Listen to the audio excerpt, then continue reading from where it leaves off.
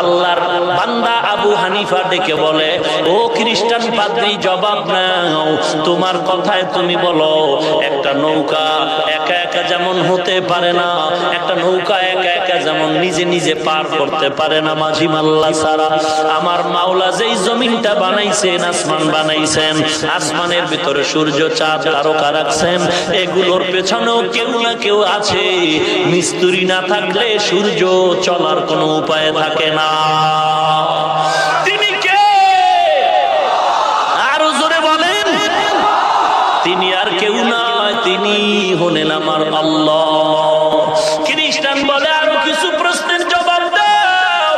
আল্লাহ তোমার একজন মানেছি, একজন আল্লাহ আছে তো মেনেছি, তবে তার আগে কে ছিল? এরপরে জবাব দিও, তোমাদের আল্লাহ কি কাজ করে? খালি ঘুমায় নাকি বসে থাকে?